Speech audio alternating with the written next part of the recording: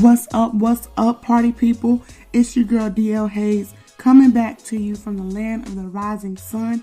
This is the one and only Dark Cloud Podcast, here to let you know that every dark cloud has a silver lining.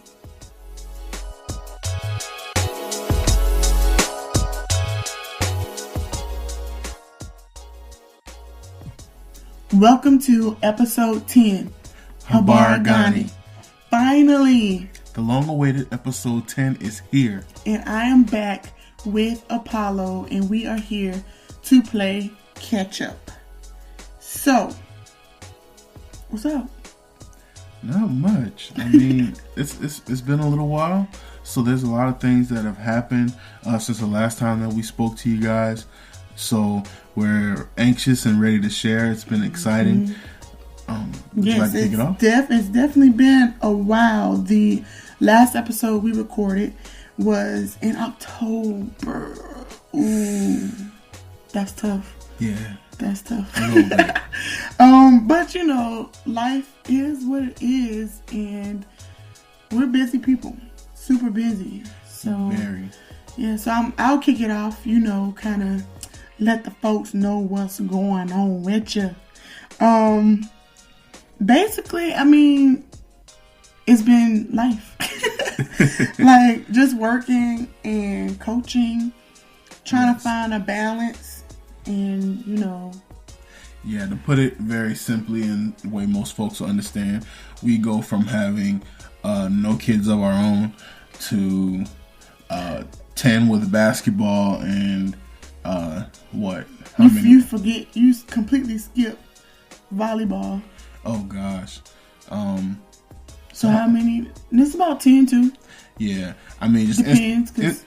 We instantly gain double digits of kids, you know, per season. Right. And that, I mean, they're literally like your kids. They are. Especially, I think it has a lot to do with the type of person you are. We don't have kids of our own yet, and I teach, so that's 300 something kids right there that I have throughout the week, and then I go straight from my job to coaching in the afternoon. So it can be pretty intense, and it's a pretty crazy hectic schedule because with coaching you have practices, you have games, meets, fundraising, meetings, anything you can think of. We have it. So it was kind of tough this year though, because I've coached 3 sports back in a row. To back.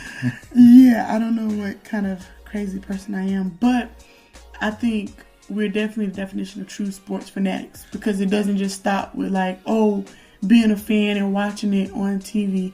Which, sidebar, you know, it took me a long time to figure out that fan was short for fanatic. Not like just recently or anything like that, but like it did take me a long time to realize that. But anyways, we both from South Carolina, so I can't say it's a South Carolina. I can't say it's a South Carolina education. Anyways, I have a very great South Carolina education. Thank you very much. Speaking of which, why they can't pay these people? Man, look.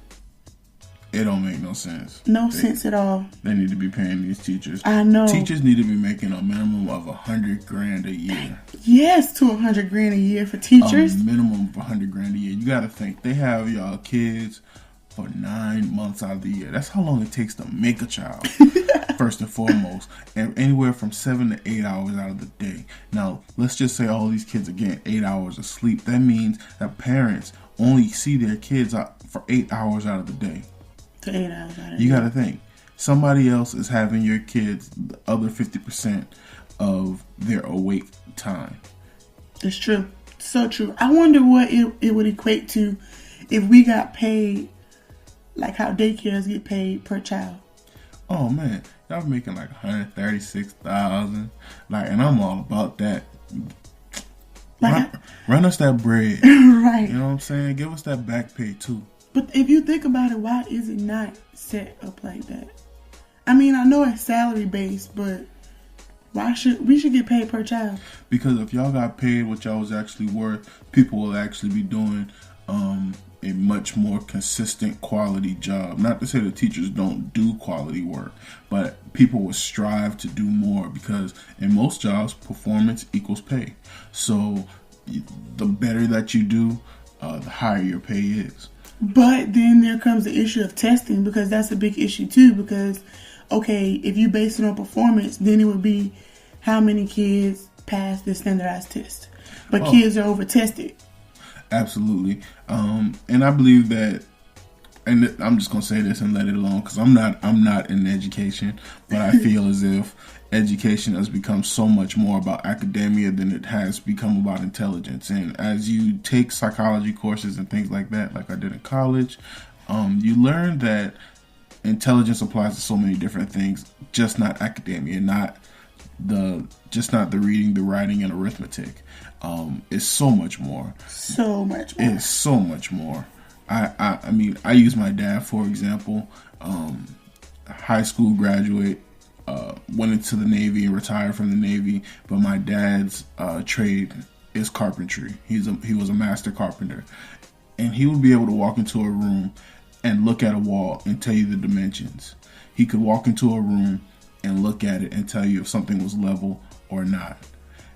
Just amazingly gifted to be able to tell you this is what you need and be able to calculate, compute things that other people need to write down, and just in his head, boom, he could list out materials that it would take to build a house that was this tall, this wide. And that takes a certain amount of intelligence that can't be taught or measured in school. Yeah, right. And I think that's one of my biggest things. Like, a lot of what I do, I'm a physical educator and aka PE teacher. But a lot of what I do, people think PE is all fun and games like recess. Absolutely not. I teach so many different skills, and no matter what subject you teach or what grade you teach, we take on a lot of things that people may not really consider that we do. Like, sometimes I'm a mentor, I'm a mediator, I'm just a shoulder to cry on, or I have to diffuse a situation. And, people kind of forget that even though they're small, they're young, children are still people.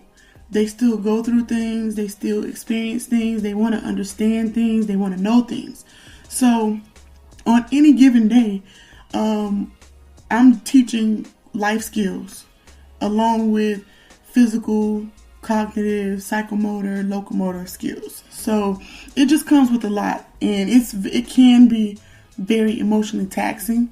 And I mean, just like adults, kids have bad days too.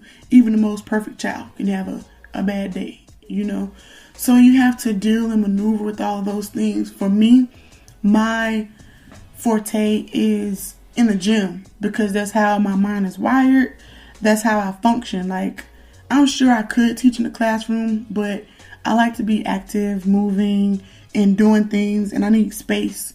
So classroom teaching is definitely a different ball game, but we all have our respect of place in the school, and it takes a lot to deal with kids, and in the environment that I'm in, we're dealing with military and military connected kids.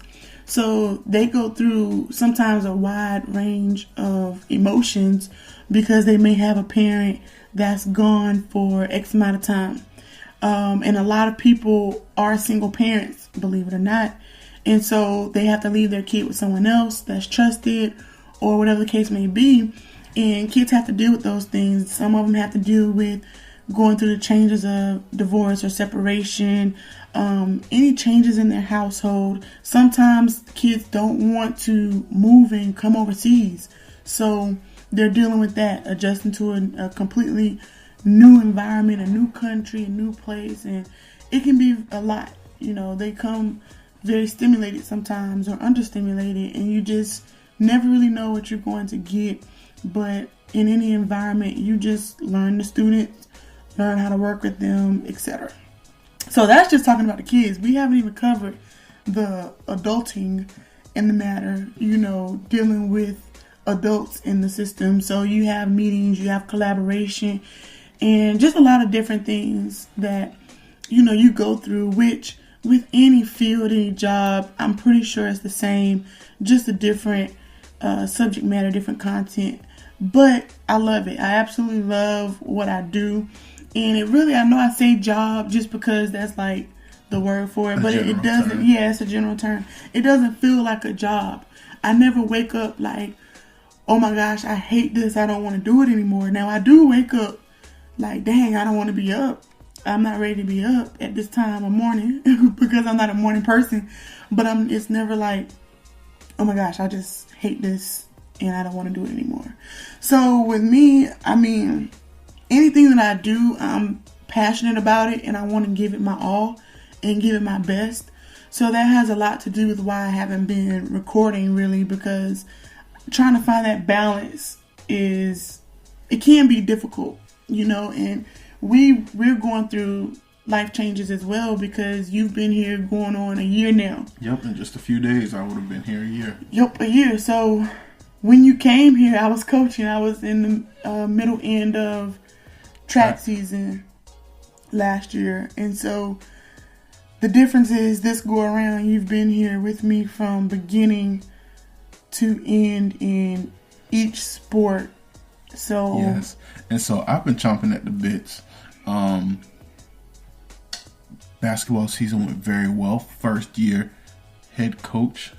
Like, okay, I know you're jumping into basketball season, but you can't forget volleyball season. Season. We left off with volleyball season. Did we? Yep. But did we talk in depth about volleyball season though?